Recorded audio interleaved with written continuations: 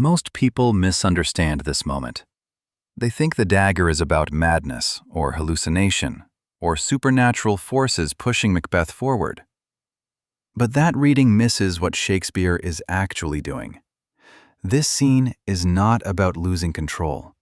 It's about how violence becomes acceptable before it happens. And once you see that, the entire play changes.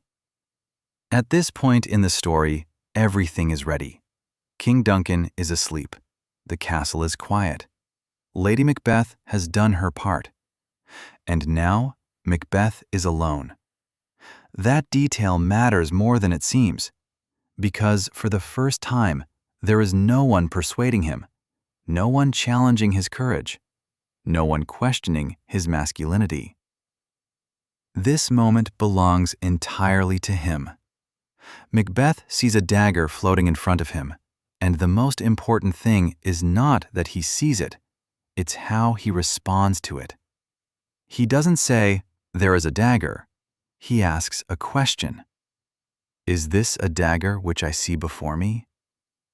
That hesitation is deliberate. Macbeth is testing reality. He wants to know whether this violent impulse is something external, something he can follow without owning. The dagger points toward Duncan's chamber. Symbolically, that matters. It doesn't force Macbeth, it invites him, exactly like the witches did earlier in the play. Then Macbeth says something crucial. He calls the dagger a dagger of the mind, a false creation proceeding from the heat-oppressed brain. This line changes everything, because it proves Macbeth understands the dagger is not real. He names it as imagination. He recognizes it as mental. This is not insanity. This is awareness.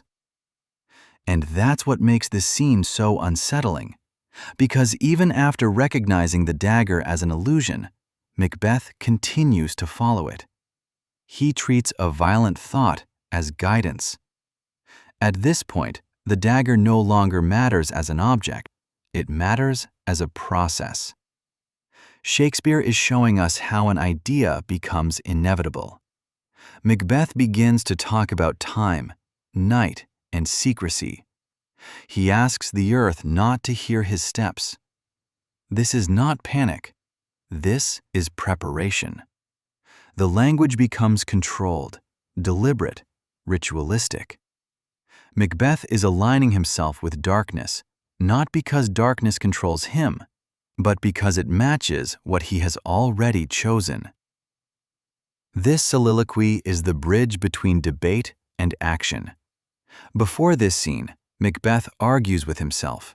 After this scene, he acts. There is no more hesitation. That's why Shakespeare includes it. He wants the audience to understand that Duncan's murder is not impulsive. It is conscious. Macbeth walks toward Duncan knowing three things. The dagger is imagined. The act is wrong. The consequences will be permanent. And he proceeds anyway. This is where responsibility is sealed. Most people misinterpret this moment because they focus on the image instead of the decision. They talk about the dagger as if it causes the murder. But Shakespeare does the opposite. He uses the dagger to prove that Macbeth cannot blame anything else. Not fate, not the supernatural, not pressure. The dagger is not destiny. It is justification. This scene answers a moral question at the heart of the play. When does a person become responsible for evil? Shakespeare's answer is clear. Responsibility begins when a person chooses to treat their darkest thoughts as permission. That's why this moment matters more than the murder itself. The killing happens offstage, but the choice happens here, in full view. And once Macbeth makes that choice, everything else follows naturally. The guilt, the paranoia, the tyranny. All of it begins in this quiet corridor with a man who knows exactly what he is doing. This is ambition turning into identity. This is imagination replacing judgment. And that is why the Dagger soliloquy sits at the center of the play. Not because Macbeth sees something unreal, but because he follows it anyway.